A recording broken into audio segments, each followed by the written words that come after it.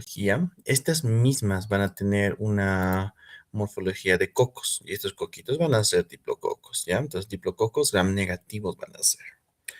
Estas bacterias fueron descubiertas por Gaspar Bissiou, en donde justamente pudieron encontrar que eran, bueno, justamente el tejido del líquido cefalorraquídeo en pacientes fallecidos se encontraron, en donde Anton van Weisselbaum, justamente el que lo descubrió y lo pudo aislar en un cultivo. Entonces, él fue el que lo nombró por primera vez al Diplococcus intracelularis meningitidis, lo que actualmente lo conocemos como Neisseria meningitidis, antes él tenía este otro nombre.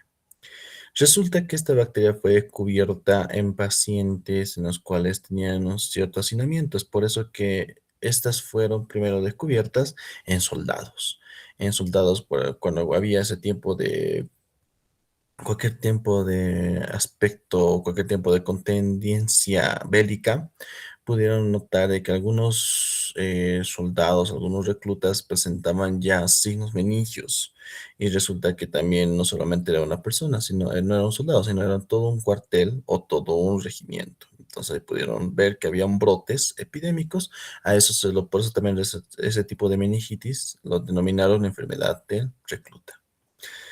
Pudieron ver de que eran diferentes tipos de lugares, o sea, no solamente era en un país, que lo que era justamente en Londres, sino también en diferentes sectores de Europa, como también en Estados Unidos. Entonces, se intentó implementar un suero para poder prevenir este tipo de brotes, pero bueno, con el tiempo fueron investigándolo mejor, ya que en 1930 ya se intentó usar las sulfamidas para poder dar tratamiento a esta enfermedad.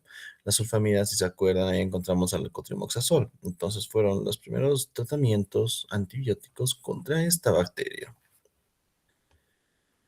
Ya en la etapa de vacunas, entonces ya se empezó a utilizar ya, se hicieron justamente más investigaciones.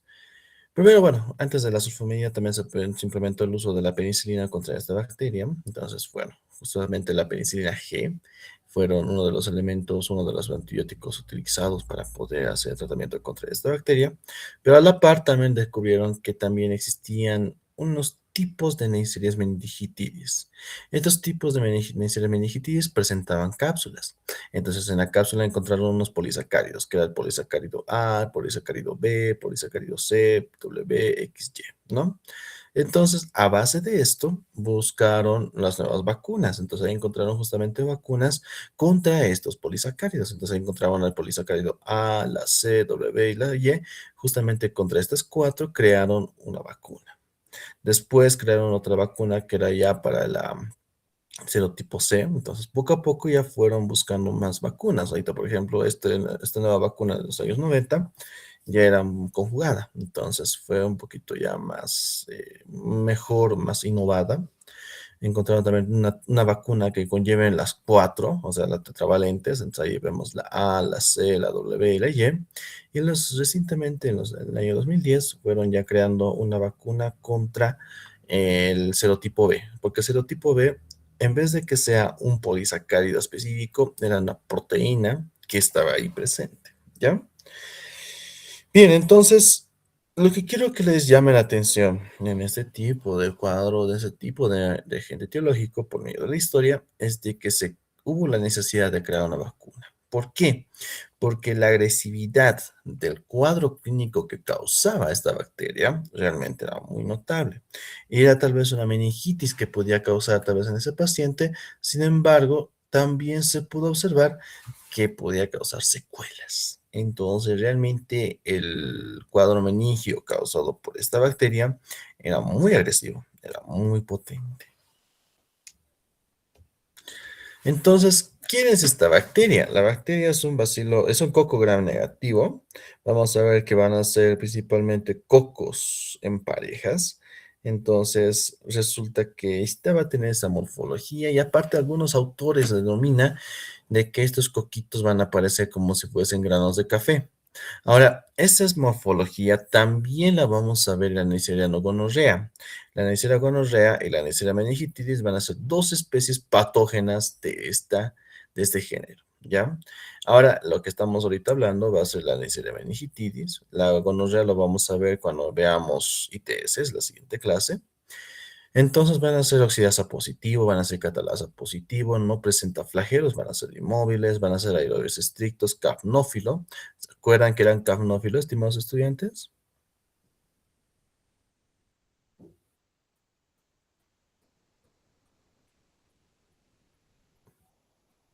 ¿No se acuerdan qué significaba capnófilo?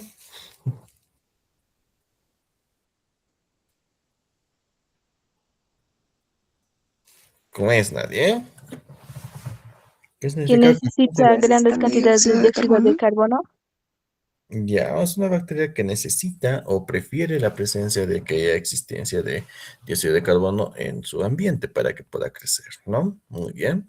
Son exigentes nutricionales. Esta bacteria solamente va a crecer en agar chocolate. O sea, en agar sangre es muy difícil que crezca.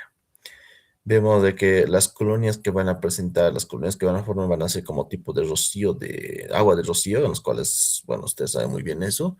En los lugares tropicales vemos que al inicio, al amanecer, la misma vegetación, como el mismo césped, por ejemplo, vemos que va a presentar como la presencia de unas gotitas. Esas gotitas, eso lo llaman rocío. Entonces, esas gotitas más o menos va a tener una similitud en las colonias que va a crecer en el medio de cultivo. Van a fermentar glucosa y maltosa. Ahora, este es un elemento que puede diferenciar entre especies. Por ejemplo, la Neisseria meningitidis va a fermentar glucosa. La Neisseria meningitidis va a fermentar maltosa. Pero en cambio, la Neisseria gonorrea solamente va a fermentar glucosa. Entonces, es una manera para poder diferenciar ambas especies.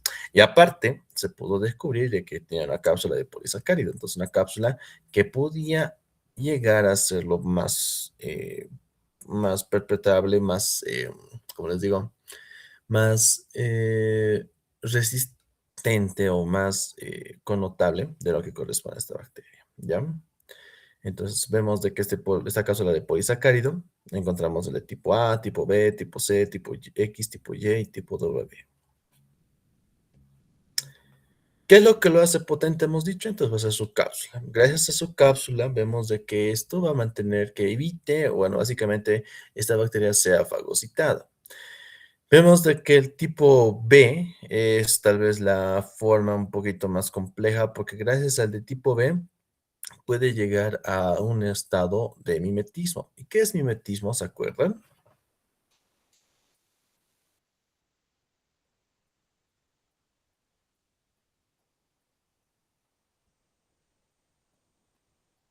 No se acuerdan qué era mimetismo.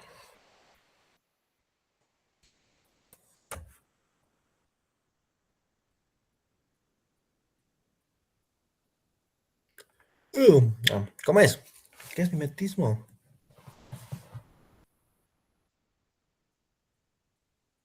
Es cuando actúa como otro organismo. Ajá, como cuando se camufla para adaptarse. Ya, perfecto. Es una forma de camuflarse con los mismos antígenos, con los antígenos propios del hospedador, ¿no? Muy bien. Entonces va a tener filis que va a poder ayudar de que esta misma pueda adherirse, sea al epitelio nasofaringeo o hacia el epitelio endotelial, más que todo, o como también parte de lo que es las mismas meninges. Va a presentar proteínas de membrana, lo cual, bueno, van a tener diferentes tipos de funciones, como las por A, las por B, las que van a justamente disminuir la función de la respuesta inmunitaria. La OPA, o la OPA, mejor dicho, que se va a encargar o va a intervenir en lo que corresponde la adherencia de las células epiteliales. La OPC, que va a ser justamente también una adhesina especial para que ésta pueda adherirse. Y también, bueno, es la NAT-A, que va a ser otro tipo de proteína que va a ser propiamente de la neisseria. Entonces, gracias a esas proteínas que van a ayudarse a poder adherirse, va a poder tranquilamente persistir la patología. Esta bacteria, como es una bacteria gram negativa, debería tener un lipopolisacárido. Sin embargo, esa no tiene. De hecho, tiene uno modificado, que va a ser el lipo-oligosacárido. Y el lipoligosacárido tiene un efecto mucho más potente, mucho más fuerte que el lipopolisacárido, ¿ya? Entonces, la lipoligosacárido va a poder estimular una respuesta inmunitaria, una inflamatoria mucho más fuerte. Va a poder estimular con más facilidad el factor de necrosis tumoral, la interleucina 1 y la interleucina 6. Asimismo, va a poder causar un shock séptico con más facilidad. Aparte, va a tener algunos elementos, va a poder captar el hierro del paciente, entonces le va a quitar hierro al paciente por medio de receptores de la transferina, la lactoferrina y hemoglobina. Entonces va a tener unos receptores especiales para poder agarrar y poder quitarte a vos elementos de hierro. Entonces, si la bacteria tiene cápsula, si la bacteria tiene lipoligosacárido y si tiene la capacidad de tener elementos que, o sea, proteínas para poder evadir el sistema de complemento, entonces esto va a ser la bacteria apta para poder causar un brote epidémico. Entonces, todo es por medio de una colonización asintomática. Ahora, existen series meningitis que también van a ser parte de la microbiota normal de algunos pacientes, pero hay otros que van a ser patógenas. Y esas patógenas son las que van a tener o sea, una cápsula, va a tener lipoligosacáridos y va a tener proteínas de evasión del sistema inmunitario, ¿no? Entonces, esas que son las más patógenas van a poder colonizarse en el epitelio respiratorio del paciente. Asimismo, por medio de las proteínas va a poder atacar y destruir justamente el epitelio. Va a poder después llegar a lo que corresponde al torrente sanguíneo. En el torrente sanguíneo vemos de que va a estimular una respuesta inmunitaria mucho más fuerte y como también puede evadir a la fagocitosis, así manteniéndose persistente y viable dentro de los macrófagos.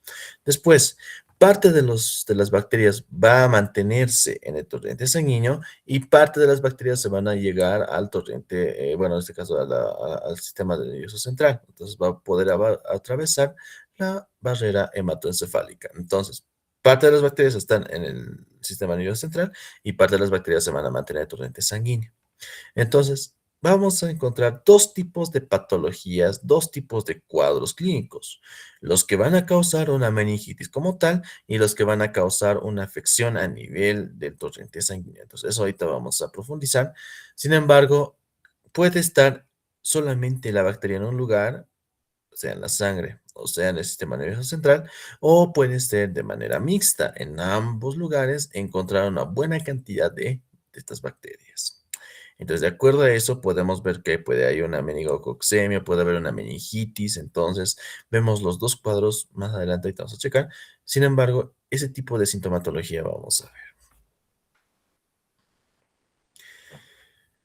Tal vez un 5 a 20% se ha visto que existe de portadores asintomáticos. Esto es importante porque obviamente tal vez algunas personas no van a presentarse esa sintomatología, sin embargo, como esta bacteria se puede transmitir a través de gotitas respiratorias, entonces fácilmente puede transmitir a otras personas. Entonces, por esa razón tiene mucha importancia, digamos, en la detección de esta bacteria. Vemos que son dos cuadros clínicos, dos presentaciones clínicas que puede causar esta bacteria. Una meningitis meningocócica y una meningococcemia, ¿ya? La meningitis meningocócica es cuando la bacteria está en el torrente, bueno, en torrente, está en el sistema nervioso central. Entonces ahí encontramos una triada, un trío, en el buen sentido, que vamos a encontrar para poder hacer la identificación. Puede ser una cefalea intensa, ¿ya? Una cefalea intensa, un dolor de cabeza muy intenso, muy tensionario o lo craneano que puede estar afectando a toda la cabeza. Puede haber fiebre, una fiebre por lapso de 39 grados hasta llegar hasta casi 40. Y estas dos, pues, puede ser cualquier tipo de patología, cualquier tipo de cuadro inflamatorio, ¿no?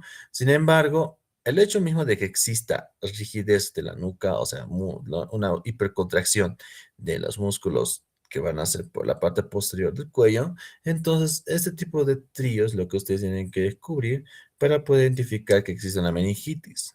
Y si es demasiado intenso, si es demasiado súbito, entonces tal vez relacionarlo a una meningococcemia. O sea, ¿qué quiere decir? Pensar que una inicio de meningitis está en el sistema nervioso central.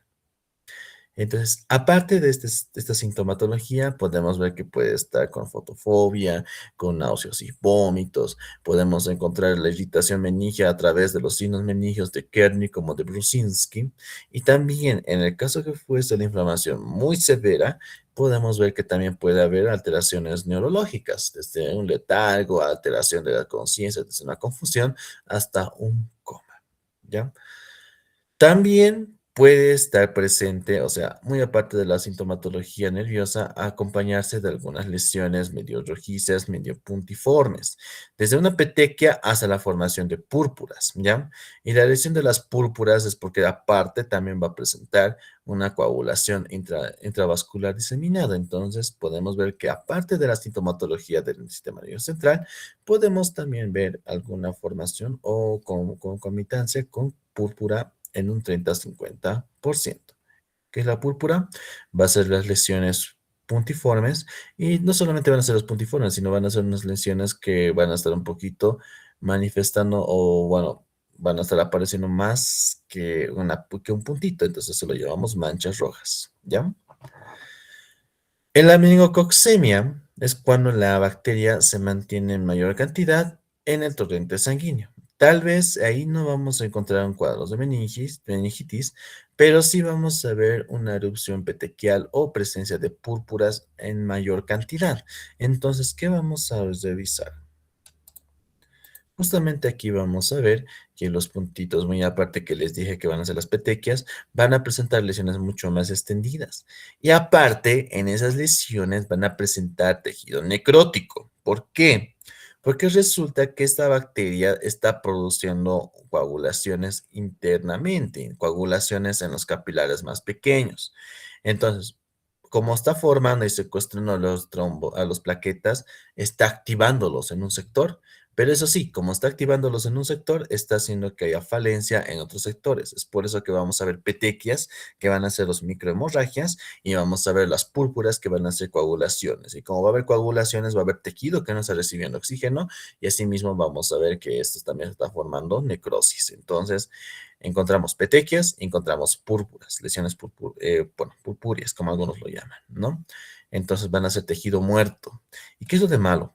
Cuando el tejido muerto se acumula, especialmente en los lugares distales, especialmente en la mano, como también en el pie, si el médico o si es que el paciente no llega oportunamente a consulta o a emergencias, entonces puede llegar que parte o una mayor parte del miembro sea comprometido.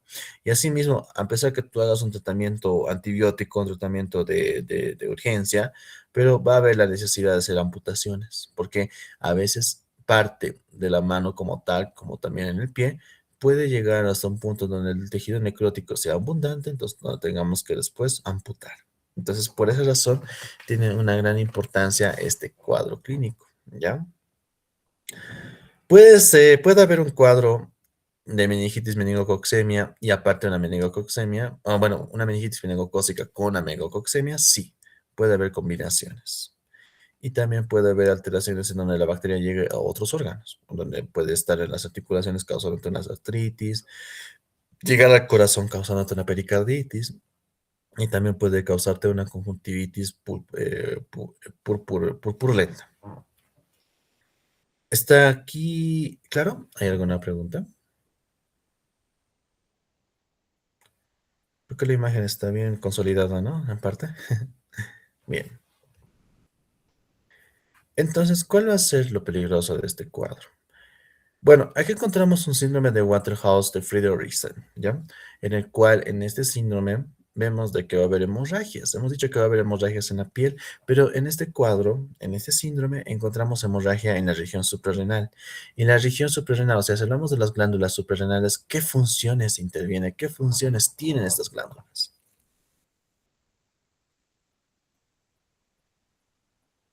¿Alguien se Crear la acuerda? hormona eritropoyetina. Ya, aunque mayormente la eritropoyetina se produce en el riñón, pero estoy hablando de las glándulas renales, ¿no? Hormonas, doctor. Las hormonas. ¿Qué hormonas? A ver, ¿cuál se acuerda? Cortisol, Eso, ¿qué más? aldosterona, Aldosterona, si hablamos de la miel, de la región mielínica, ¿no? ¿Qué más? andrógenos.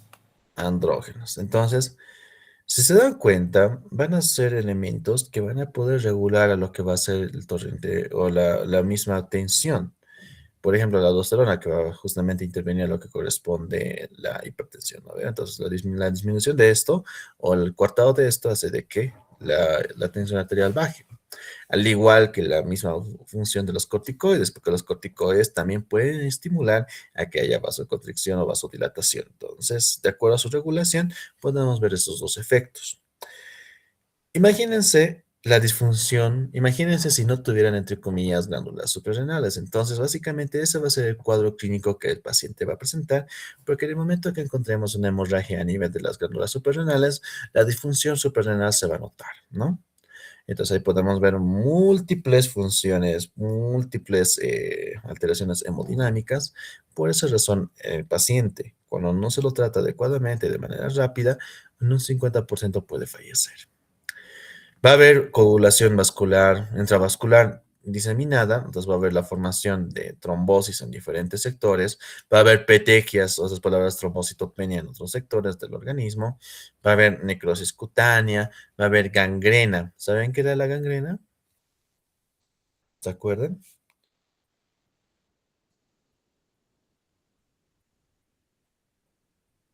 ¿Cuál es el otro nombre o el otro denominativo de gangrena? A ver, ¿se acuerdan? ¿Se acuerdan? Necrosis. Necrosis, doctor. Ya, pero ¿de qué?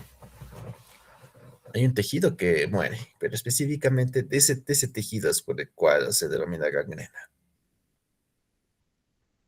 ¿Se acuerdan de la mionecrosis? ¿Qué significará mionecrosis? Una infección. Muerte Muerte muscular. muscular. Profunda. Ya, pero mionecrosis, ¿qué te dice? Músculo, doctor. Muerte de tejido muscular. Entonces, el muerte de tejido muscular, a eso le llamamos gangrena. La gangrena gaseosa, hemos dicho que está causada por Clostridium, ¿no? Clostridium perfringens, pero también otras bacterias pueden causar otro tipo de gangrena, ¿ya? Entonces, esta es otra gangrena que también puede causar esta bacteria. No va a ser por formación de gas, porque esto ya es propio de Clostridium perfringens, pero la Neisseria meningitis por la coartación de oxígeno, entonces va a ser de que el músculo también pueda llegar a morir. Entonces, a ese tipo de situación, en ese tipo de caso, es necesario hacer una amputación, ¿no? Bien, entonces las secuelas neurológicas también van a ser mucho más fregadas. Además, también, como les dije, la meningitis causada por la Neisseria meningitis va a dejar mucho más secuelas importantes. Puede haber el paciente después del tratamiento, obviamente si te tardas más, va a haber, la situación va a ser mucho más fregada. Entonces ahí vemos de que puede quedar con hipoacusia neurosensorial, y quiere decir, puede quedar medio sordo, puede haber déficit cognitivo, puede haber cuadros de epilepsia o de cuadro convulsivo de forma periódica, puede mantenerse o puede tener o quedar con hidrocefalia y también puede quedar con infartos cerebrales, asimismo llegando a correlacionarse a una déficit cognitiva. Entonces va a haber infartos cerebrales. ¿Qué quiere decir? El cerebro no le llegó sangre. Entonces, como va a haber lugares donde no le llegó sangre, puede haber secuelas neurológicas a base de eso. Puede también quedar con miocarditis, pericarditis, endocarditis, artritis séptica. Puede llegar a un síndrome de púrpura fulminante, en donde efectivamente en esta situación encontramos varios tipos de lugares en donde hay hartas coagulaciones. Es por eso que las amputaciones de dedos de pies y manos van a ser adecuadamente para esa situación, porque es en donde ahí van a causar un tejido muerto, o sea, básicamente, ¿ya? Y un paciente, en todos los pacientes, en todos los cuadros, sea meningio como también una meningococcemia, en un 10 a 15% puede llegar a ser letal. O sea, a pesar de que tú puedas intervenir, el 10 a 15% se te puede ir. Y un 50% o más va a ser letal si es que no recibe ningún tratamiento. Entonces, quiero que vean esa dificultad. A base de eso, es por lo cual también esta bacteria, es por lo cual se crearon vacunas contra esta bacteria, porque sus cuadros clínicos son muy fuertes y aparte también son rápidos, porque en el lapso de 3 y 4 días decían ya va a haber esta sintomatología y tu paciente también se puede chingar. Vemos entonces que la forma para poder identificar a esta bacteria va a ser justamente buscar esta bacteria. Entonces vemos en dónde va a estar, en el sistema nervioso central y va a estar también en la sangre. Entonces, como va a estar a nivel sistema nervioso central, entonces se solicita o se hace punción lumbar y después se recolecta el líquido cefalorraquídeo. Entonces, el líquido cefalorraquídeo tiene que ser, obviamente, de acuerdo a un cuidado, de acuerdo a un protocolo. Son 3 tubitos que se solicita, ¿verdad? ¿Dónde está? Aquí no está la imagen. Bueno, son 3 tubitos. Unos son para químicas, otros son para poder hacer inmunología y otro tipo para hacer la parte de bacteriología, ¿no? También, aparte del líquido cefalorraquídeo, también se solicita sangre, ¿no? Entonces, para la sangre hacemos hemocultivo. Usualmente se prefiere realizar tres frasquitos en un hemocultivo seriado, ¿no? Si el paciente presenta púrpuras, entonces a esas lesiones en donde hay tejido necrótico, tú agarras, haces un pequeño, tal vez aspirado, si no haces una pequeña biopsia, y eso lo puedes llevar también al cultivo, también lo puedes llevar a la tinción gram. Entonces, si tú ves en la tinción gram cocos gram negativos o diplococos gram negativos, entonces ya, pues tu diagnóstico va a ser mucho más adecuado. Podemos tal vez hacer tamizaje en pacientes por medio de hisopado nasofaringeo, pero no es tan efectivo. Es preferible buscar estas bacterias, sea en el líquido cefalorraquídeo o sea en las secreciones de las lesiones purpúreas. Entonces, ahí vamos a verificar recién la presencia de esta bacteria. Entonces, otra manera para poder saber si esta bacteria está en el líquido cefalorraquídeo, aparte de hacer la búsqueda de contención gram, también tenemos que ver los elementos. Por ejemplo, la glucosa del líquido cefalorraquídeo va a estar baja porque a la bacteria le encanta la glucosa, entonces va a consumirla. Las proteínas van a estar elevadas porque efectivamente va a haber destrucción de las mismas células endoteliales, así causando de que las proteínas sean expuestas. Y como va a haber un proceso inflamatorio, entonces va a haber neutrófilos. Entonces, a ese tipo de presencia de neutrófilos en el líquido cefalorraquídeo y neutrófilos con bacterias, entonces se lo llamamos pleocitosis, ¿ya? Entonces, en el líquido cefalorraquídeo vemos glucosa baja, proteínas altas y pleocitosis. Y aparte, de apariencia macroscópica, va a aparecer como si fuese turbio. Entonces, eso lo llamamos un líquido cefalorraquídeo purulento, ¿ya? ¿En qué medio de cultivo vamos a desarrollarlo? ¿En qué medio de cultivo vamos a hacerlo crecer? En medio de cultivo de agar chocolate. Tú al agar chocolate le colocas antibióticos como la manco, como la colistina y como la futricina B, entonces eso ya se denominaría el medio de cultivo de Tallón Martin. Entonces, el agar chocolate y el Tallón Martin van a ser 2 medios de cultivo para esta bacteria. Necesitamos colocarlo en una capnofilia. Entonces, esta bacteria lo vamos a incubar en el método de la vela, porque en el método de la vela, si se acuerdan, era un método para poder producir o que tenga más dióxido de carbono. Entonces, es necesario darle un ambiente capnófilo para que esta bacteria crezca. Va a ser oxidasa positivo, catalasa positivo, fermenta glucosa y maltosa. Y otro método que actualmente se ha visto que también es muy efectivo va a ser por medio de biología molecular, que obviamente tú vas a hacer a la par un cultivo, pero va a tardar 3 días y tu paciente se puede chingar en ese momento. Es preferible ya tener un diagnóstico rápido, entonces aquí es donde el PCR tiene que implementarse, ¿ya? Otra manera también es por medio de la detección del antígeno de las cápsulas. Hemos dicho que está la A, la B, la C, la W y la Y. Entonces, de acuerdo a eso, podemos hacer métodos de aglutinación y asimismo va a ser la búsqueda de qué tipo de Neisseria meningitidis estamos detectando. Serología actualmente no se utiliza, la ELISA no nos sirve mucho, lamentablemente, y obviamente el cultivo hay que hacerle pruebas de susceptibilidad. Entonces, ahí los antibióticos que se utilizan o que se implementan o que se evalúan, va a ser si la penicilina es sensible o resistente, si las cefalosporinas son sensibles o son resistentes, la rifampicina y el ciprofloxacino. Entonces, las medidas o el tratamiento que tú debes optar es primero buscar la sintomatología, especialmente la tríada clásica. Con eso ya puedes identificar y sospechar que es una meningitis causada por esta bacteria. Entonces, aquí ya es preferible hacer el tratamiento empírico. El tratamiento empírico puede ser con una ceftriaxona 2 miligramos vía intravascular cada 12 horas o cefotaxima. Otra opción sería el hemeroperem. Entonces, esto es antes de hacer, o bueno, al inicio del tratamiento, en el momento que tú también a la par solicites cultivos y PCRs, ¿no? Entonces, después de haber pasado ese tiempo, que puede ser por el lapso de 3 días de diagnóstico, entonces tú sigues con tu tratamiento y ves si el antibiograma funciona. Si el antibiograma te dice que se tracciona y se fotaxinan es sensible, entonces persistes con el tratamiento hasta el lapso de 7 días, ¿no? Si no, también puedes complementarlo con penicilina G, que también tiene un efecto un poquito más fuerte a nivel de las meninges, como también a nivel de la sangre. Entonces puedes hacer un tratamiento combinado o simplemente escoger cualquiera de estas dos. Y si el tratamiento, bueno, si es que en el nivel de la meningitis, si es que realmente la sintomatología meningia está muy agresiva, entonces ahí sí es preferible acompañarlo con dexametasona. Obviamente el antibiótico va a persistir, ¿no? Pero con la dexametasona, evidentemente vemos de que va a disminuir la función inflamatoria y aparte también tu sistema inmunitario va a bajar. Entonces es preferible siempre, si tú vas a colocar dexametasona, acompañarlo siempre con antibiótico.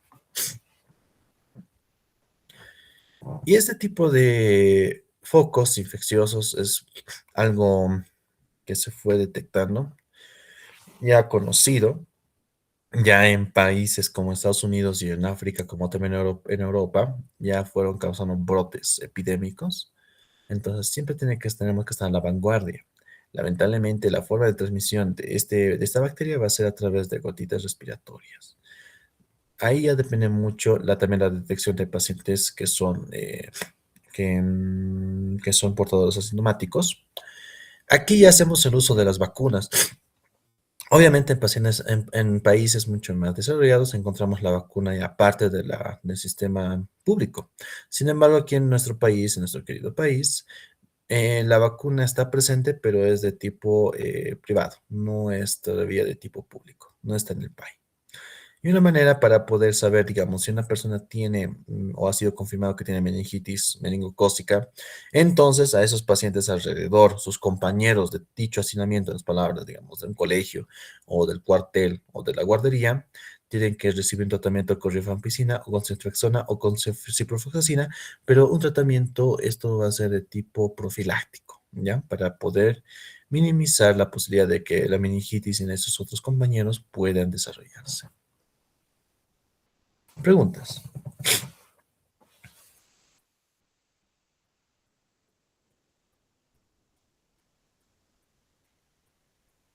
Ya. Ahora vamos a ver el Campylobacter. Campylobacter va a ser una bacteria que, bueno, fue descubierta en animales. Mayormente esas fueron causando unos tipos de, por ejemplo, abortos en lo que son en las ovejas. Por eso se lo llama el Campylobacter fetus a una de esas especies. Vemos también que han encontrado otro tipo de bacterias. Una de esas bacterias causaron alguna patología en niños, especialmente, causando una diarrea, pero una diarrea muy severa, una gastroenteritis fuerte al estilo vibrio. Entonces, de una u otra manera, pensaron que eran por vibrio causado ese tipo de cuadros gastrointestinales, pero descubrieron que eran otro tipo de bacterias. Que justamente esa bacteria lo llamaron Campylobacter jejuni. Esta bacteria de Campylobacter jejuni es un microaerófilo. ¿Y se acuerdan que era microaerófilo? Que necesitaba pocas cantidades de oxígeno en este caso, si no me recuerdo. Perfecto. ¿Cuánto de oxígeno? Como un 5% más o menos de nivel normal, creo. Perfecto, muy bien, Luz. Entonces vamos a revisar ese tipo de característica. Pero ¿qué es tal vez lo importante de esta bacteria? Que esta bacteria puede causar este síndrome de Guillain-Barré. El síndrome de Guillain-Barré puede ser causado por varias bacterias, por varios virus. Sin embargo, la que mayor proporción, en mayor cantidad se ha visto que puede causar es por esta bacteria. ¿Qué es el síndrome de Guillain-Barré? El síndrome de Guillain-Barré pues va a ser como una parálisis que va a empezar desde abajo y va a terminar hacia arriba. ¿Qué quiere decir? Ese paciente, su parálisis va a empezar con los pies, donde vamos a ver que en el momento va a empezar a tener debilidad al caminar o va a tener una locomoción medio brusca o medio torpe, entre comillas, y eso va a hacer de que el paciente poco a poco pierda la funcionalidad de los pies. Después, poco a poco, va a ascender la parálisis hasta las piernas y después hasta los muslos y después hasta la región, bueno, en este caso pélvica, después a la nivel torácica y cuando llega ya a puntos superiores, es de que cuando el paciente puede fallecer, especialmente si tiene la disfunción del músculo del diafragma, entonces el paciente se chinga. Entonces, Ese es el tipo de síndrome de Guillain-Barré, es ese tipo de parálisis que puede causar de forma caudal hasta llegar a la porción cefálica. Entonces, Campylobacter jejuni, Campylobacter coli, Campylobacter fetus y Campylobacter lari, ay, pucha, qué bacana, y Campylobacter upsaliensis. Entonces vamos a revisar que la especie de importancia de este género bacteriano va a ser el Campylobacter jejuni. ¿Qué es lo bonito tal vez de esta bacteria? Que esta bacteria es un bacilo, pero que está como enrollado entre sí. Por esa razón, en las tinciones gram especialmente, se va a ver esta forma, las famosas bacterias en ala de gaviota, ¿ya? Va a ser un bacilo gram negativo, va a estar en forma curva, van a tener flagelos, a nivel polar van a tener algunos flagelitos, pueden ser anfítricos como también monótricos, son microaerófilos estrictos. Esta bacteria puede crecer obviamente en nuestro ambiente, en nuestra temperatura, pero va a crecer también mejor todavía a 42 grados. Son bacterias bien calentonas. Van a ser oxidasa positivo, catalasa positivo, no fermentan azúcares. Entonces van a ser las principales características de esta bacteria. Entonces tranquilamente vamos a verificar esa situación. Va a presentar flagelos sin movilidad, por lo cual va a poder mantenerse y va a poder movilizarse en el organismo. Va a presentar algunas enzimas invasivas, la CAT-F, la PEP1, la JPL, JLPA y la misma cápsula que puede contener, aunque su cápsula es delgadita, eso sí, pero puede igualmente funcionar como evasor a la fagocitosis. Por medio de sus enzimas invasivas va a poder adherirse al epitelio de las células. Forma una citotoxina. Esta citotoxina va a poder llegar a causar una alteración en lo que van a ser en el sistema, bueno, en la estructura del enterocito, haciendo de que sus mismas proteínas también sean alteradas. Aparte también con la secreción de tipo 3, hace de que la misma estructura de los microtúbulos, como también el mismo citoesqueleto se vaya a alterar. Entonces, a medida que mientras más citotoxina pueda causar, mientras más potente sea su sistema de secreción, entonces podemos notar que este enterocito va a empezar a alterarse y después llegar a una apoptosis. También tiene un lipoligosacárido, entonces hace de que esta bacteria tal vez estimular el sistema inmunitario, pero también puede evadirlo, ¿ya? Porque evidentemente como este lipoligosacárido tiene una similitud con algunos antígenos bueno, de tu organismo, entonces eso hace de que también el sistema inmunitario no lo pueda atacar con facilidad. Entonces, la transmisión va a ser fecal-oral. Puede ser por la misma ingesta con carne, especialmente de carne de pollo. Resulta que este Campylobacter jejuni está presente en la microbiota normal del pollo. Entonces, si tú lo lavas a ese pollo de manera excesiva, vas a hacer pues que el tracto digestivo que aún tiene ese pollo pueda contaminar al resto de la carne del pollo. Es por eso que no se recomienda lavar de manera excesiva al pollo. Y sí, sé que tienen dudas, sé que tienen preguntas, más adelante vamos a resolverlas. Así que ya leí sus mentes. También puede contaminar la leche. Entonces, principalmente podemos ver que esos dos tipos de alimentos van a ser las principales formas en las cuales el paciente puede adquirir a esta bacteria. Esta bacteria puede mantenerse viable en el pH ácido. Entonces, puede resistir al pH de 2 y 3, que mayormente va a ser el pH que va a estar presente en el estómago. Mientras menos efecto hipoclorito que tenga dicho estómago, entonces evidentemente va a ser más posibilidad o más predisponente para que una bacteria como el Campylobacter jejuni pueda invadir. Puede adherirse a los flagelos por medio de enzimas, entonces puede colonizar nuestro epitelio del intestino delgado, después atacar por medio de la secreción de tipo 3 y aparte por medio de la citotoxina puede estar empezando a destruir nuestros enterocitos y después invadir al torrente sanguíneo y en el torrente sanguíneo empezar a producir ya más alteraciones, más destrucción. ¿Qué es lo turbio? Tiene el lipoligosacárido. Entonces, si esta bacteria llega al torrente sanguíneo, llega al sistema nervioso central, entonces estas bacterias se van a adherir a tus nervios. ¿Y qué es lo que va a pasar en tus nervios? Va a empezar a proliferar, ¿no? Y tu sistema inmunitario va a atacar recién ahí a la bacteria, pero no solamente va a atacar la bacteria, va a atacar también a tu sistema nervioso central, va a atacar a tus nervios. Entonces, por esa razón, cuando esta bacteria está en el torrente sanguíneo y después llega al sistema nervioso central, asimismo te va a causar un síndrome de Guillain-Barré. Aparte de destruir aparte de llegar al sistema nervioso central, también puede estar causando una destrucción excesiva en el intestino. Entonces, aparte, puede llegar a causar desde destrucción del endotelio como tal, o sea, una disentería puede presentarse y también puede llegar a causar perforaciones. Entonces, el periodo de incubación va a ser de unas 7 días. Te comes el pollo contaminado con esta bacteria, un pollo que no ha sido bien cocido, entonces listo.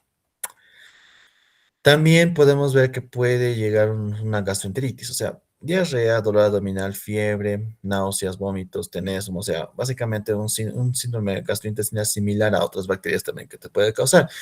Incluso tú lo puedes confundir con la shigellosis, ¿no? Puede haber también cuadros en donde pueden estar asintomáticos o leves, especialmente en los niños. Y eso sí, puede haber también bacteremias. Y esto puede ser ya una fiebre prolongada, endocarditis, abscesos, sean a nivel cardíaco o sea a nivel gastrointestinal.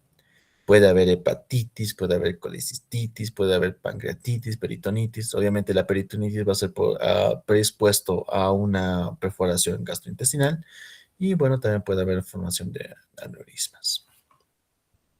Pero ¿qué es lo feo? Lo feo es cuando hay el desarrollo de un síndrome de Guillain-Barré. Entonces, el paciente empieza a perder fuerza en los nervios, porque resulta que esta bacteria cuando llega al sistema nervioso central, como también a los nervios periféricos, va a poder adherirse a los nervios y evidentemente va a haber un mimetismo molecular. Este mimetismo molecular hace de que los lipopolisacáridos, los lipooligosacáridos, se parezcan mucho a la contracción o a los receptores de los gangliósidos. Los gangliósidos M1, GM1, como también la GD1A. Entonces, este lipoligosacárido se parece mucho en su estructura a estos dos receptores. Entonces, nuestro sistema inmunitario va a atacar al lipoligosacárido. Está perfecto.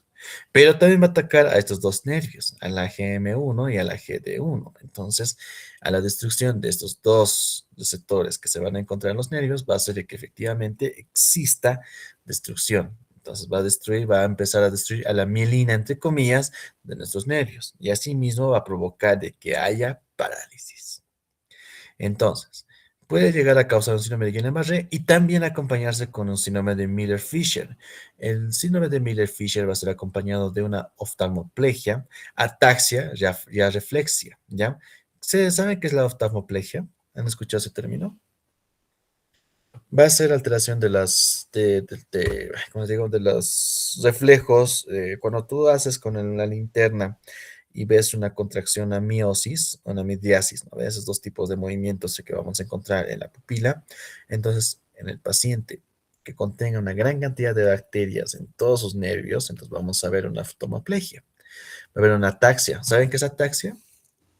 Sí, cuando ¿Qué una es? persona no camina bien, si no mal no Eso, muy recuerdo. bien. Puede haber alteraciones porque la bacteria se va a encontrar tal vez a nivel del cerebelo, perfecto. Y areflexia, ¿qué más? ¿Qué significará areflexia? Ay, no sé, que no puede flexionar. Básicamente va a ser cuando los reflejos, más que todo del rotuliano, no están presentes, ¿ya? Entonces va a haber ausencia de reflejos. Entonces, bueno, eso se lo va a denominar el síndrome de Miller-Fisher. ¿Qué tiene que llamar la atención? Paciente previamente, tal vez hace 2 semanas, tuvo una diarrea o tuvo disentería y después presentó parálisis. Entonces, ahí tú tienes que pensar y sospechar que posiblemente esa gastroenteritis que tuvo ese paciente fue causada por un Campylobacter. Entonces, en la presencia de ese tipo de parálisis, si tú lo sabes diagnosticar adecuadamente, saber de que ha sido posterior a una disentería, entonces ya pues sospechas de una síndrome de Guillain-Barré, ¿no? Lo bueno es de que si tú lo puedes detectar de manera periódica, de manera adecuada, este síndrome de Guillain-Barré puede ser reversible, ¿ya? Otro tipo de cuadro que puede causar va a ser síndrome de Ritter. Entonces vamos a verificar que va a ser justamente la artritis reactiva posterior a lo que ha sido esta bacteriemia, ¿no? Puede estar acompañada por una uretritis, puede estar acompañada de conjuntivitis, puede estar acompañada de una artritis asimétrica. Puede haber también un síndrome de intestino irritable postinfeccioso, entonces el paciente va a persistir con diarrea o puede estar con estreñimiento, entonces su función motora del intestino va a estar muy alterado, va a estar muy activo o va a estar muy hipoactivo, ¿ya? Entonces, y se ha visto también en pacientes embarazadas y en gestantes que el Campylobacter fetus puede llegar a causar o predisponer a causar un aborto, porque se ha visto que puede traspasar la barrera transplacentaria. Bien, el medio de cultivo que se utiliza para hacer el desarrollo de esta bacteria va a ser el medio de cultivo de Skid Row. Hay otros más, el Butzler, el Campivap, el CCDA, el que va a ser charcoal, cefoperazona, desoxicolato agar, pero el que más está disponible en los laboratorios clínicos va a ser el Skid Row, ¿ya? El Skid Row entonces va a ser el principal. El medio de cultivo, pues necesitamos colocarle heces fecales del paciente, porque en las heces fecales vamos a encontrar esta bacteria. El medio de cultivo, el medio de transporte que se debe llevar va a ser el Stuart, pero también es el Carrie Blair. El Carrie Blair va a ser un medio de transporte especial en el cual tú vas a poder recolectar las heces fecales o si no, hacer un hisopado rectal. Y este Carrie Blair mantiene un ambiente microaerófilo. Entonces, como esta bacteria va a ser microaerófila, necesitamos mantenerla en un ambiente microaerófilo para que pueda desarrollar después. Lo sembramos en un esquirro y lo colocamos en una incubadora especial. En una incubadora que debe tener un CO, o sea, una dióxido de carbono alto y un oxígeno bajo, un oxígeno de 5% especialmente. Entonces, pueden hacer eso a la par y a la par la misma muestra recolectarlo, hacer tinción Gram. Si tú encuentras bacterias que están en alas de gaviota, entonces con eso tú ya te orientarías mucho mejor el diagnóstico. Tú a ese paciente, especialmente si tú estás en provincia, que tiene heces fecales diarreicas medio sanguinolentas, que haya comido tal vez queso contaminado o que haya comido pollo, entonces ahí tú puedes agarrar 10 heces fecales, hacerle tinción Gram y buscar esto. Si tú ves estas bacterias que parecen como si fuesen como unas alitas de gaviota ahí bien distribuidas, entonces con eso ya tú puedes sospechar que es un Campylobacter, ¿no? Estas colonias pueden estar presentes también en lagar sangre, aunque en lagar sangre es mucho más complicado que crezcan. Es preferible que se haga crecer en Skid Row, y este Skid Row va a ser justamente este medio de cultivo negruzco que están viendo. Entonces, otra manera para hacer la detección, obviamente mejor, digamos, es hacer por medio de PCR, porque el PCR también, especialmente en algunos laboratorios como en Plexus, tienen sus paneles. Tienen ahí Salmonella, tienen Shigella, tienen los patotipos de Escherichia coli y también está el Campylobacter. Vemos también que puede estar presente también por medio de pruebas rápidas, aunque lamentablemente las pruebas rápidas también tienen unos entrecruzamientos, o sea, no es tan efectivo. ELISA no sirve para esta bacteria porque básicamente no va a poder detectar anticuerpos, ya que esta bacteria se va a encontrar más a nivel gastrointestinal. Es muy poco frecuente tal vez que se encuentre en la sangre porque esta bacteria le gusta estar en tejidos. Entonces, por esa razón, la IgM y la IgG no van a estar tal vez muy activados, especialmente por el oligosacárido que más que va a tener. Entonces, como va a ser un lipooligosacárido, la inmunidad va a ser baja. Hemocultivo puede funcionar para buscar esta bacteria, pero no es tan efectiva. Entonces, ¿qué hacemos ante esta situación? Evidentemente, va a ser justamente por la ingesta de carne contaminada por pollo contaminado. Esta bacteria puede estar en el torrente sanguíneo, bueno, no, en el torrente gastrointestinal de esta bacteria. Entonces, tú cuando lo lavas vas a contaminar. Ahora, puedes coccionarlo, puedes hervirlo, puedes después fritarlo. Eso disminuye, pero ¿qué va a hacer? De que tú lavaste ese pollo, entonces el lavado en donde tú estás preparando los alimentos va a estar contaminado.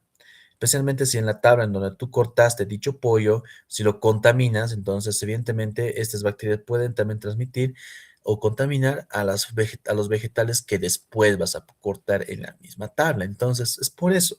Si tú vas a hacer una preparación del alimento, primero prepara las ensaladas, prepara cualquier cosa, y después al último el pollo. Y bueno, obviamente si lo quieres lavar, ya está bien, pero ten en cuenta que también vas a contaminar tu tabla, como también tu fregadero o tu lavado, ahí vas a también contaminarlo con bacterias. Entonces, por esa razón hay esa transmisión cruzada, ¿ya? Bien. Preguntas. Y doctor, ¿y si lavamos el pollo en otro lugar aparte que sea de la cocina? Puede ser una muy buena opción para evitarlo. Va a ser muy buena opción para poder evitar, digamos, que haya esa transmisión. Ah, me olvidaba. Tratamiento, obviamente, es con fluoroquinolonas y con macrólidos. O sea, citromicina, cloritromicina. Y si hablamos con los fluoroquinolonas, pues volvemos a cipro y levofloxacina. Funciona muy bien. Los beta-lactámicos tienen un poco efecto contra esta bacteria, lamentablemente.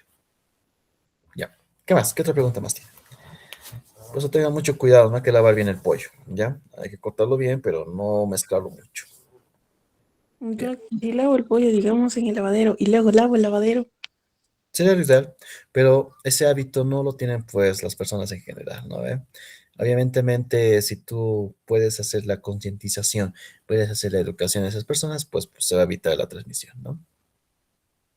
Pero tienes que lavarlo Bien. con hipoclorito. Imagínate, tú cocinando y querer tener la fragancia de hipoclorito en tu cocina es complicado. Por eso también hay pocas personas que lo aplican, ¿ve? Huele feo, según algunos. Bueno, a Ah, mí el hipoclorito no huele feo, pero para otras personas sí puede oler feo. Y Bien. doctor, el agar esquiro, ¿qué beneficio tiene para que, o sea, qué nutrientes le da esta bacteria para que sí crezca? Porque dijo que en el agar sangre, o sea, puede que crezca o puede que no crezca. Pero en el esquiro, ¿por qué sí crece? O sea, ¿cuál es la facilidad que tiene? A ver, lo interesante de este medio de cultivo del esquí es que también tiene algún elemento nutritivos extras. Tiene justamente cisteína, son más nutrientes que le colocan, ¿ya? Básicamente van a ser pues elementos extras como la misma cisteína y otro tipo de suero de conejo, o sea, elementos de suero de conejo. Y aparte también el Ski Row tiene antibióticos, o sea, haciendo de que pueda crecer cualquier tipo de otra bacteria, o sea,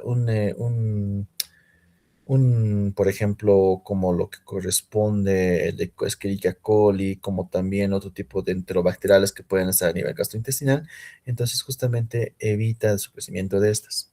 En el esquirro encontramos también sangre, ¿ya? También vamos a encontrar también, pues, cisteína, encontramos otro tipo de nutrientes extras, pero también encontramos antibióticos, como la vancomicina, la colistina y el cotri. Bueno, trimethoprim, ¿no? Y eso hace de que las demás bacterias no crezcan y la bacteria como tal sí pueda crecer. Ahora, si tú lo colocas carbono, se va a tornar de color negro. Entonces, eso ya son aditivos extras.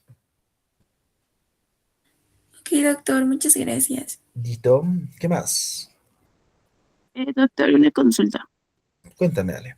En la morfología celular, usted dijo que si nos fijamos, tiene ala de gaviota, ¿verdad? Y podemos deducir que es un Campylobacter. ¿Es posible Exacto. que se pueda confundir con otras bacterias? Por Eh, ejemplo, digamos, con el Helicobacter pylori. ya. ¿Sabes qué es lo bonito del Helicobacter pylori? Es de que esto solamente va a estar en el estómago.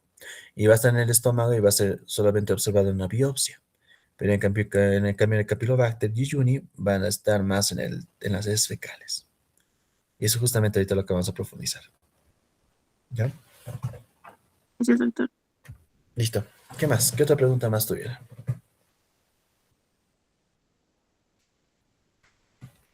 Ya, entonces veamos la última bacteria.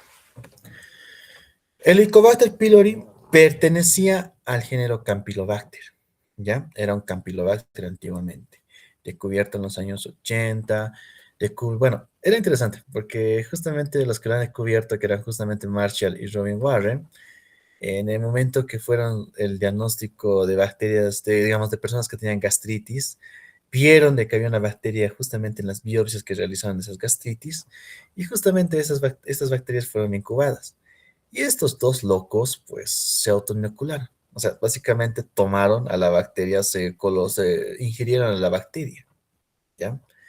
Y ellos mismos han descubierto que producía gastritis efectivamente. Entonces, bueno, más adelante estos dos locos, Marshall y Warren, han recibido el premio Nobel, pero bueno, ese tipo de investigación, ese tipo de pruebas de experimentos ya no son adecuados, ya no son permitidos en la actualidad, ¿ya? Pero antes podías experimentar con tu cuerpo en el buen sentido, ¿no? Pero, El Helicobacter pylori entonces pertenecía al género Campylobacter, pero ahora ya tiene su género propio que va a ser Helicobacter. Es un bacilo curvo, gram negativo. Igualmente puede presentar una forma de alga gaviota, pero estas están dentro del tejido, del epitelio, de la pared del estómago. ¿Ya? Entonces está dentro.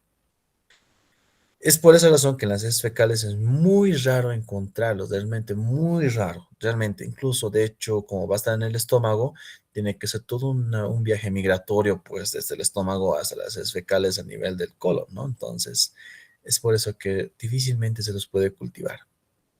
Es microaerófilo estricto, es oxidasa positiva, pero eso sí, su enzima potente, su enzima que lo hace característica de esta bacteria es la ureasa. Y la ureasa, si se acuerdan, es una enzima que destruye la urea partiéndolo en dióxido de carbono, en agua y en amoníaco, ¿no? Entonces, esta es la enzima potente que va a presentar esta bacteria. Y a través de esa enzima se hace el diagnóstico. Bueno, primero vemos de que va a tener flagelos, va a tener igualmente una proteína de la enzima ureasa, que va justamente a intervenir en la urea, convirtiéndola en amoníaco y en dióxido de carbono. Va a tener adhesinas, la BAP-A, la SAP-A y la ALP-A, que justamente van a ser diferentes tipos de adhesinas para poder unirse al epitelio del estómago. Va a tener la secreción tipo 4 y una proteína especial, la famosa CAG-A. Gracias a la CAG-A va a haber alteración del citoesqueleto y proteínas dentro del enterocito, bueno, dentro de la célula parietal y dentro del endotelial del estómago. Y gracias a la CAG-A, más adelante puede tener una función oncogénica. En otras palabras, puede haber mutación de la célula gracias a la CAG-A, haciendo de que más adelante esa célula se convierta en una neoplasia. En otras palabras, en un tumor, ¿ya? Puede haber también la BAG-A. La BAG-A va a ser una toxina que va a producir vacuolas dentro de la misma célula infectada. Entonces, la CAG-A y la BAG-A van a ser los dos elementos que va a predisponer a que haya cáncer. Y ahí está, miren. Justamente vemos de que por medio de la inyección, a través de los sistemas de secreción tipo 4, pueda inyectarse la CAG-A. Entonces, la CAG-A que va a provocar que justamente las proteínas del citoesqueleto, los microtúbulos, se empiecen a alterar. Eso puede afectar principalmente solamente a las proteínas y más adelante va a afectar al núcleo, haciendo que el núcleo como tal se deforme, o sea, tenga algunas mutaciones. Entonces, más adelante, esta célula que está infectada, que está alterada, que va a ser formando la parte del epitelio del estómago, va a empezar a alterarse. Entonces, después, esta misma célula puede convertirse en una célula de cancerígena.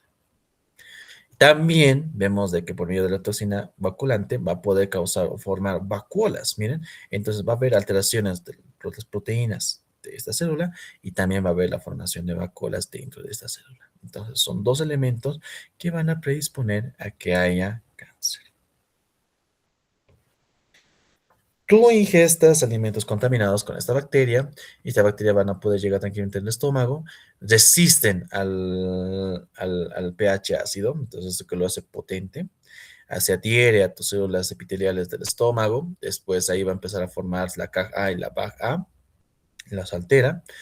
Puede llegar a causar una gastritis porque justamente va a haber alteraciones de la formación de la mucosa y aparte también el epitelio va a estar alterado.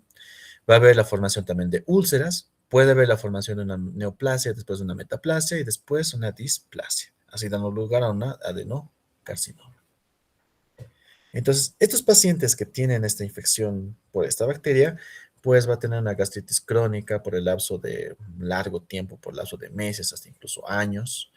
Va a haber también la formación de úlceras peptídicas. La úlcera que mayormente se va a producir va a ser más a nivel duodenal, porque como hemos dicho, partes de las bacterias también pueden llegar al duodeno, pero solamente en la primera porción. Entonces, donde está el duodeno, va a enfermar a producir también úlceras. Entonces, también puede haber úlceras gástricas, eso sí no podemos negarlo. Puede haber enfermedades de reflujo gastroesofágico, porque el cardias empieza a debilitarse, haciendo de que el contenido gástrico puede llegar con facilidad al tejido, bueno, al esófago, ¿no?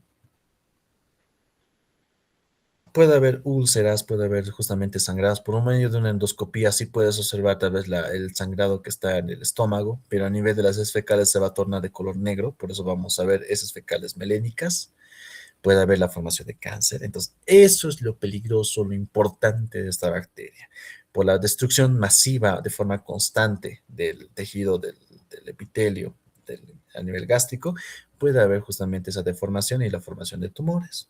Y no solamente ahí, sino también al tejido linfoide que va a estar irrigando al estómago. Entonces, ahí podemos ver también que puede haber la formación de un linfoma. Entonces, puede haber cáncer gástrico y linfoma causado justamente por esta bacteria. Entonces, ¿cómo hacemos el diagnóstico? A esta paciente, pues, heces fecales no es tan útil pedirle, ya, pero puede funcionar. Sin embargo, es preferible siempre hacer una biopsia. Esta biopsia lo hacemos siempre con endoscopía. Obviamente, eso lo va a hacer un especialista, un gastroenterólogo. Tiene que agarrar una pequeña con por medio de una manguerita, o sea, el endoscopio. Después agarrar una pequeña porción del estómago donde vemos de que hay alteración y sacamos. Hacemos diferentes tipos de procedimientos. Podemos tenerlo con GEMSA, con Watkins-Starry, o sea, diferentes tipos de tensiones anatopatológicas para poder buscar a esta bacteria. También con el mismo tejido podemos hacer una prueba de la urea, ¿ya? La prueba de la urea que se llama la prueba de la urea, la CLO test, que justamente en el cual, como hemos dicho, esta bacteria produce ureasa. Entonces, la ureasa va a provocar un pH, una formación de amoníaco. El reactivo, nosotros lo detectamos, ese amoníaco, y si se pone rojo, significa que hay amoníaco. En otras palabras, hay presencia de la urea. Bueno, ureasa, ¿no? Podemos hacer cultivo, funciona, pero no es tan efectivo, en el cual es una agar-sangre que le pones a vancomicina, tripnetroprim y anfotericina B. Este medio de cultivo que tú vayas a hacerlo, puedes llegar a una microaerofilia, quiere decir que tenga un oxígeno al 5%. Puede ser antibiograma, la claritromicina, metronidazol y ofloxacina para poder saber si es sensible o resistente. Pero lo que sí es preferible es de que hagas un PCR, porque el PCR va a ser mucho más efectivo, mucho más exacto. Y obviamente ese PCR tiene que ser de la biopsia que tú has sacado. Ahora, uno no invasivo podemos encontrar la formación de la famosa prueba del aliento, ¿ya? En esa prueba del aliento lo colocamos una forma sintética de la urea. Al paciente lo hacemos, metemos, digamos, su forma como un airecito para que este tipo de urea llegue al estómago. Si la bacteria está ahí, entonces la urea que sea llegada justamente al estómago va a empezar a ser hidrolizada, la ureasa va a activarse y esa ureasa pues va a dar origen a una excesiva cantidad de dióxido de carbono. Y ese dióxido de carbono después se detecta, obviamente después de haber colocado el reactivo, pasa unos 10 minutos y después agarramos todo ese aliento que bote dicho paciente y ahí es donde vamos a hacer la presencia de la búsqueda de si es que hay ese tipo de reactividad o no. Entonces, la urea llega, se rompe como amoníaco y se rompe como dióxido de carbono. Entonces, ese dióxido de carbono se lo cuantifica y se vemos si realmente hay o no hay mucha cantidad o no, ¿ya? Prueba de antígeno en heces puede funcionar, aunque también eso es bien entrecruzado y también la serología puede funcionar, pero al momento no hay mucha efectividad con estas últimas dos pruebas. Tratamiento. Siempre entonces. Inhibidor de bombas de pretones, o sea, el pantoprazol o pansoprazol, claritromicina y amoxicilina. Entonces, esos tres fármacos tienen que estar juntas y tiene que ser tratamiento por el lapso de 7 a 14 días. Si es que por alguna razón el paciente se descuida, ya le puedes cambiar. En vez de la amoxi, le puedes dar tetraciclina. Y también después de la claritromicina le das metronidazol. Entonces, aquí vemos la formación también de implementación de bismuto. El bismuto es un protector gástrico, ¿ya? Entonces, vemos de que va a haber el inhibidor de bomba de protones, el bismuto, metronidazol y tetraciclinas. Entonces, terapia cuádruple. Si tu paciente falla, se olvida, como mis estimados estudiantes también se olvidan, entonces ya le das levo, le das bismuto y le das rifabutina. Entonces, son 3 elementos más que puedes dar. Son 3 tratamientos, una terapia triple, una terapia cuádruple y una terapia de rescate. ¿Ya? Entonces, básicamente en eso se basa el tratamiento contra esta bacteria. esta bacteria se predispone mucho a la ingesta de alimentos contaminados con esta bacteria, que posiblemente va a ser por transmisión orofecal o fecal-oral. Entonces, justamente vemos de que mientras más hacinamiento, mientras menos letrinización, mientras menos agua potable, va a haber la transmisión de esta bacteria. Y tú, al comerte tucumanas, puedes transmitirte. Ahora, la Helicobacter pylori, al momento no hay vacuna. Obviamente, las medidas de prevención por una buena ingesta y obviamente alimentos que estén bien manipulados y bien cuidados, entonces se evita justamente esta bacteriosis. Preguntas.